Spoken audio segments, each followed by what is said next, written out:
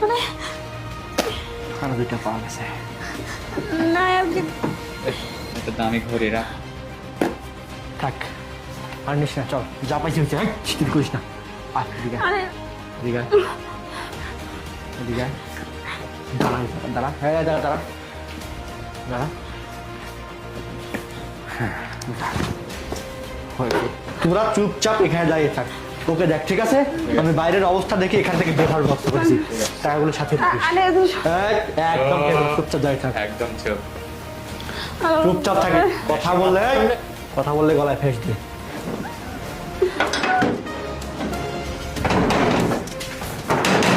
কিরে বাড়ি থেকে দরজা লক কেন?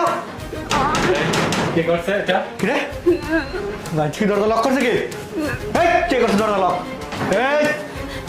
আমি মেরে ফেলবো, আমি তো আমি আপনাদের একদম শেষ করে ফেলবো। বিশেষ করে দরজা খোলার ব্যবস্থা কর, আমি তো আপনাদের সাথে দরজা খোলার ব্যবস্থা কর। আমি কিন্তু আরে আপনাদের সাথে আমি কি করি এদিকে ঘুর, দরজা খুলতে বল। চোপ চোপ, তুই ভালোভাবে বল যে তুই দরজা খুলতে বলতেছিস। বল বল বল। বাইরে কে আছো? দরজাটা খুলে দাও, আমি আটকে গেছি, দরজা খুলে দাও। কে আছে বাইরে? একদম চুপ, খবরদার হাত উঁচা কর, হাত উঁচা কর, একদম ভেজা বের করে দেবো। আবে তো দুজন একসাথে দাঁড়া।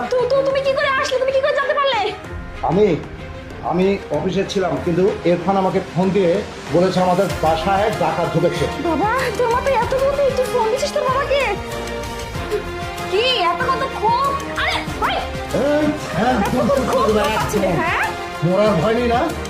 মরার ভয় নেই? কেন ঢুকেছিস আমার বাসায় বল? আর শোনো, এই দেখো সব টাকা পয়সা স্বর্ণকন্যা সব নিয়ে যাচ্ছিল।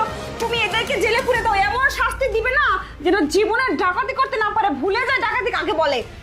আই দাঁড়া দাঁড়া, কোথায় যাচ্ছিস? আরে বাইরে আরে যেতে পারবে না। ওরা যেতে পারবে না, বাইরে গাড়ি আছে দাঁড়ানো। ওরা সব ওদেরকে গাড়িতে তুলে নেবে। ও। তুমি এক কাজ করো, ভালো সময় যদি ইরফান আমাকে ফোন না দিত তাহলে তো অনেক কিছুই ঘটে যেত। তুমি এক কাজ করো, এগুলো সম্পূর্ণ রাখো, রাখার পরে আবার এখানে লক করে দাও, আর আমি ওই দুটোকে ধরে নিয়ে গিয়ে যা ব্যবস্থা করার দরকার সেটা আমি করব। আর তোমাকে বারবার বলেছি যে এই লাখের টাকা তুমি বাইরে রাখবে না। কেন তুমি বাইরে রেখেছিলে? এখানে তো অনেকগুলো টাকা আছে, যদি আজকে আমি সঠিক মতো না আসতে পারতাম তাহলে তার টাকাগুলো চলে যেত, বাচ্চাটার প্রাণ যেত, তোমার প্রাণ যেত। তুমি কেন বুঝো না?